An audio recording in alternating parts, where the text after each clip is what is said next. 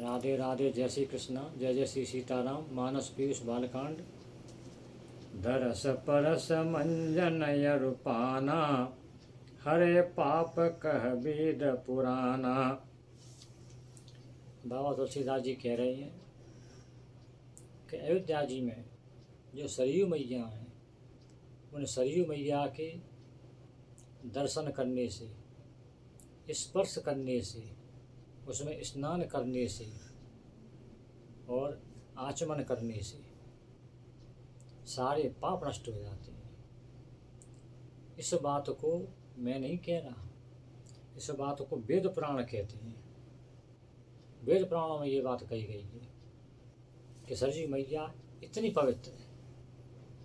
तो बाबा ने यहाँ पर चारों बात कह दी, दरस परस मंजन और पाना। सबसे पहले दर्शन तो होंगे, दूर से दर्शन होंगे सरयू मैया के। दर्शन करने के बाद जब पास में पहुंच जाओगे तो उनके जल का स्पर्श होगा। जल का स्पर्श होने के बाद फिर आप उसमें स्नान करोगे और स्नान करने के बाद उसमें से थोड़ा सा आचमन करोगे। तो चारों बातें हो गई। जो चारों काम आप करोगे और फिर आपके पाप नष्ट नहीं हो, ऐसा हो ही नहीं सकता। ये तो सत्य बात है। बाबा को सही कह रहे हैं कि वेद पुराण उस बात को कह रहे हैं, मैं थोड़ी कह रहा हूँ। अब बाबा क्या कहते हैं,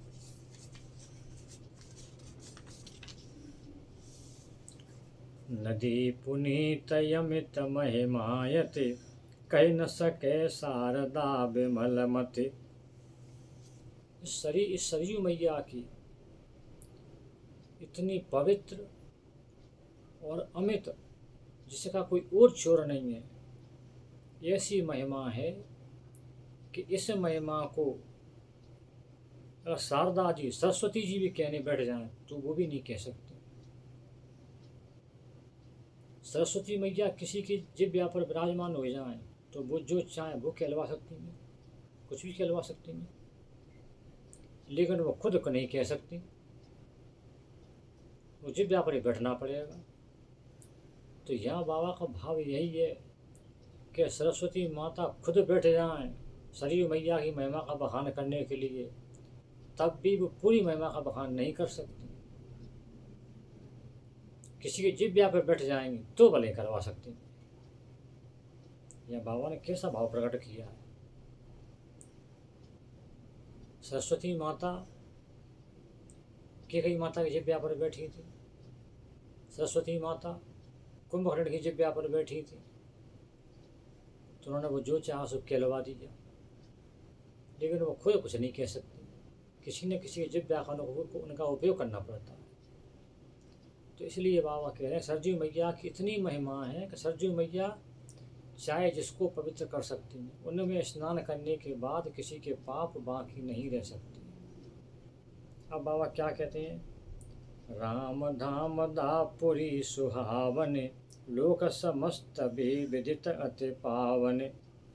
राम धाम दापुरी, जो अयोध्या जी है, वो राम जी का धाम है, क्योंकि वहाँ भगवान राम ने जन्म लिया था। इसलिए वो लोक समस्त विदित अति पावन, पूरे विश्व में सबसे ज़्यादा पवित्र है।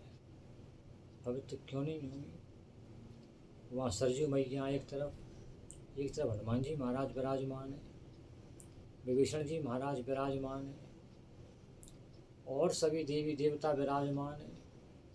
जब राम जी का जन्म हुआ तो सभी देवता अपने अपने विमानों में चढ़ करके अयोध्या जी के ऊपर आसमान में आ गए, राम जी का जन्म देखने के लिए, उस उत्सव को देखने के लिए।